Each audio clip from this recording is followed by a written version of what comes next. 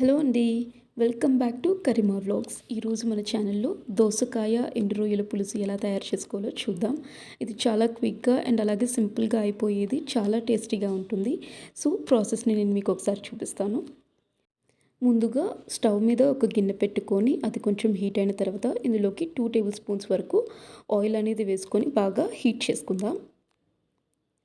And అలాగే oil heat అయిన తర్వాత ఇక్కడ నేను ఎండు రొయ్యలు అనేవి ఆల్రెడీ నేను కడిగి పెట్టుకున్నాను. సో అవి ఇప్పుడు నూనెలోకి వేసుకొని ఒకసారి ఫ్రై చేసుకుందాము.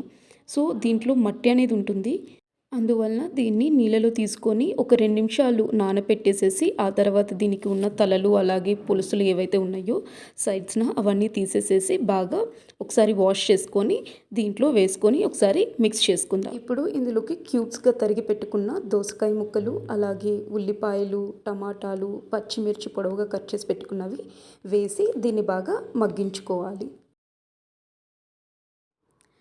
చూడండి, ఇలా వీడియోలో చూపిస్తున్నట్టుగా ఒకసారి మనం దీన్ని పొయ్యి మీద నుండి తీసి గిన్నెను అనేది ఎగరవేసుకుంటే మొత్తం అంతా దానికి పడుతుంది.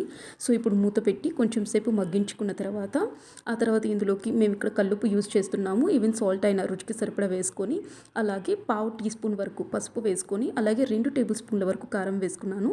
ఇక్కడ మీరు కారం అనేది మీ టేస్ట్కి తగ్గట్టు అడ్జస్ట్ చేసుకోవచ్చు. సో ఇవన్నీ వేసిన తర్వాత చక్కగా ఒకసారి మిక్స్ చేసుకొని మూత పెట్టి ఉడికించుకుందాము.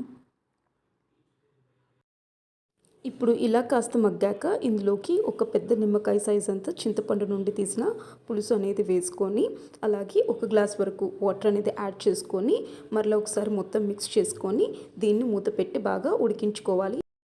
ఈ ప్రాసెస్ మొత్తం మనకి జరగడానికి 10 to 15 మినిట్స్ వరకు పడుతుంది. 15 మినిట్స్ అయిపోయిన తర్వాత బాగా ఉడికిన తర్వాత ఒకసారి చెక్ చేసుకొని స్టవ్ ఆఫ్ చేసేస్తే ఎంతో టేస్టీగా ఉండే దోసకాయ ఎండు రొయ్యల పులుసు రెడీ. మీకు నచ్చితే తప్పకుండా లైక్ చేయండి.